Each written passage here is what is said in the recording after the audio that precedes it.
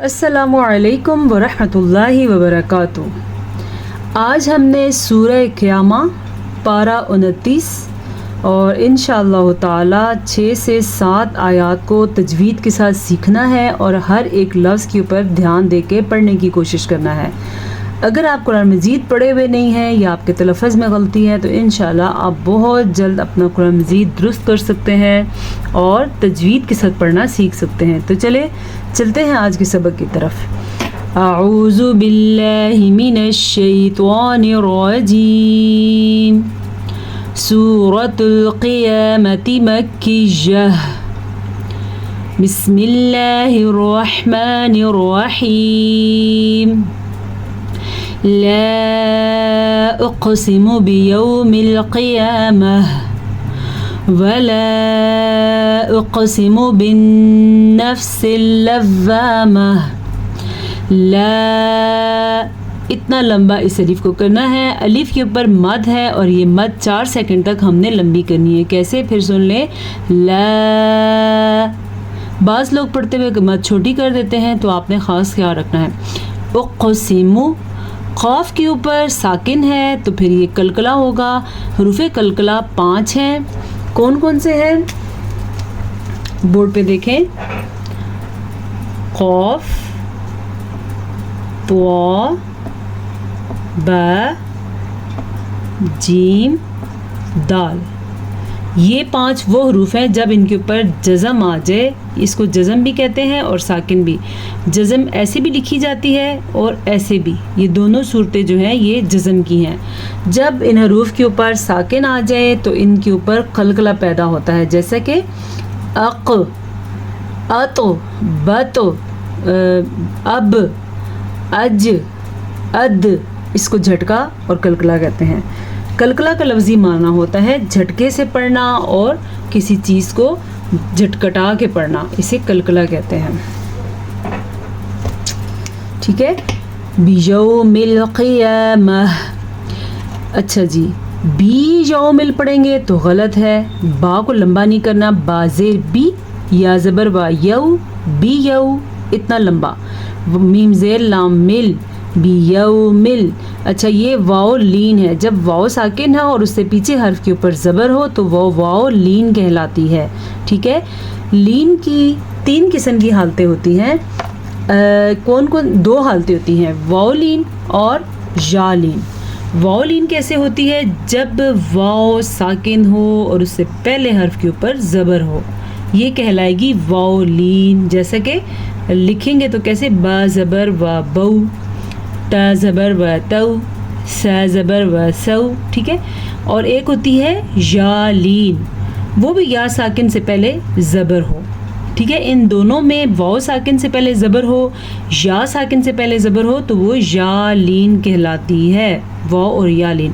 اس کو کیسے پڑھیں گے؟ یا زبر یا یئی، ٹھیک ہے، با زبر یا بئی، ٹھیک ہے، حمزہ زبر یا ائی، تا زبر یا تئی، یہ ساری لین ہو جائیں گے۔ یہ واو لین ہے اور یہ یا لین ہے۔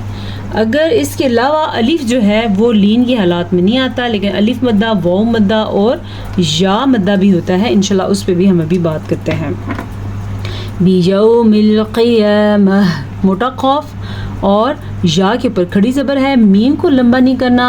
اکثر لوگ پڑھتے ہیں قیامہ، ہا کدھر چلا گیا بھائی؟ ہا کی آواز بھی آنی چاہیے۔ آپ کو معلوم ہے، میں نے پہلے بھی بتایا ہوا ہے کہ جب آیت آ جائے، وقف کا نشان آ جائے تو گول تا گول ہا بن جاتی ہے، تو پھر ہم اس کو پڑھیں گے قیامہ۔ اگر گول تا ہا بنی ہے تو اس کی ادائیگی میں بھی آواز آنی چاہیے۔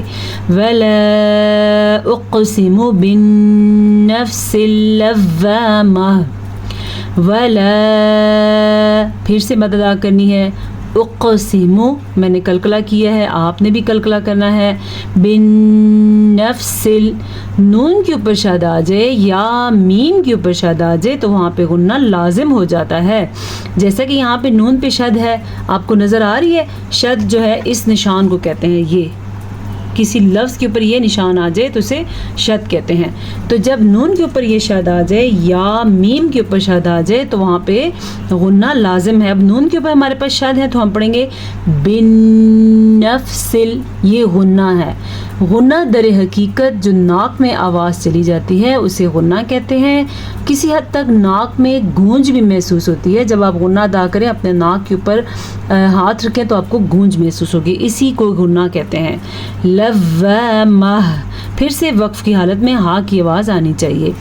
ایحسب الانسان ان لن نجمع عظامہ. ایحسب ہا کے لفظ پہ دھیان دیں. اکثر لوگ اس کو پڑھتے ہیں ایحسب، تو یہ ہا ہے، یہ ہا نہیں ہے. 3 قسم کے لفظ ہوتے ہیں ہا کے. دیکھیں آپ کون کون سے ہوتے ہیں. ایک تو یہ ہوتا ہے نقطے کے بغیر، یہ ہے ہا. ایک یہ ہوتا ہے نقطے کے ساتھ، یہ ہے خا. اور ایک ہوتا ہے یہ اس حالت میں بھی آتا ہے، ایسے بھی آتا ہے. اور اس کے علاوہ ہاں جی یہ اس کی ہا، یہ دونوں ایک ہی چیزیں ہیں. ہا خا ہا، اس کی پریکٹس کریں آپ. ہا خا ہا، ان کی آوازوں میں فرق ہے، ان کی ادائیگی میں فرق ہے. آپ کو پتہ ہونا چاہیے کہ آپ کون سا والا پڑھ رہے ہیں. ابھی ہم نے پڑھا ہے یحسب، ٹھیک ہے. انسان، نون ساکن ہو اور اس سے پہلے حرف نیچے زیر ہو، نون ساکن ہو اور اس کے بعد حروف ہلکی میں سے کوئی حرف آ جائے تو وہاں پہ اخفا معاف کیجیے گا، نون ساکن ہو اور اس کے بعد حروف اخفا میں سے کوئی حرف آ جائے تو وہاں پہ اخفا ہوگا. اخفا کا لغوی مطلب ہے چھپانا. تو وہاں پہ ہم نون ساکن کو یا تنوین کو چھپا کے پڑھیں گے. ابھی ہمارے پاس نون ساکن کی مثال ہے تو ہم اس کو کیسے چھپائیں گے. انسان، اگر ہم اس کو ظاہر کر کے پڑھیں گے تو ہم کیسے پڑھیں گے انسان. تو اخفا کا قاعدہ کرنے سے ہم سے تجوید کی ادائیگی ہو جائے گی اور اس کو کہتے ہیں قرآن کو درست پڑھنا. تو اخفا کریں گے تو کیسے پڑھیں گے انسان، نون کو چھپانا بھی ہے. یاد رکھیں حروف اخفا جو ہیں وہ ٹوٹل 15 ہیں. اس قاعدے کو کہتے ہیں حروف اخفا کا قاعدہ، اس کو کہتے ہیں اخفا. نون ساکن یا 2 زبر 2 زیر 2 پیش کے بعد حروف اخفا میں سے کوئی حرف آ جائے، نون ساکن ہو یا تنوین ہو، ٹھیک ہے. یہ بہت اہم چیز ہے. پورے قرآن مجید میں اس سے 4 بڑے بڑے قواعد بنے ہوئے ہیں. ادغام بالغن، ادغام، اخفا، اظہار، اقلاب. تو یہ آپ کو پتہ ہونا چاہیے نون ساکن کس کو کہتے ہیں یا تنوین کس. جس نون کے اوپر ساکن اسے نون ساکن کہتے ہیں. کسی بھی حرف کے اوپر 2 زبر 2 زیر 2 پیش ہو تو اسے تنوین کہتے ہیں. تو جناب نون ساکن کے بعد یا تنوین کے بعد تا، سا، جیم، دال، زال، زا، سین، شین، صاد، زواد، طا، زوا، فا، قاف، کاف. ان 15 حروف میں سے کوئی حرف آ جائے تو وہاں پہ نون کو چھپائیں گے اور تنوین کو بھی چھپائیں گے، ٹھیک ہے. اور نون ساکن کی مثال ابھی آپ نے کیا پڑھی تھی انسانہ. اب یہاں پہ دیکھیں انسانہ میں یہ ہے نون ساکن اور یہ ہے سین، تو ہم نے اس نون ساکن کو چھپایا ہے. نون ساکن اور سین یہ ہمارے پاس موجود ہے حروف اخفا میں سے، تو ہم نے کیا کیا، ہم نے اس کو چھپا کے پڑھا. ہم نے پڑھا انسانہ، انسانہ نہیں پڑھا. اسی کو اخفا کہتے ہیں. تو دیکھتے ہیں اب ہمارے پاس تنوین کی بھی کوئی مثال ہونی چاہیے تاکہ آپ کو سمجھ آ جائے. تنوین کی مثال ہے ہمارے پاس یہاں پہ. مجھے کافی ساری جو ہے ادغام کی نظر آ رہی ہے، اقلاب کی نظر آ رہی ہے، اور مجھے اخفا کے لیے تنوین کی مثال چاہیے. ہاں جی مجھے نظر آ گئی ہے. فاقرۃ کلا، کیسے ہے فاقرۃ،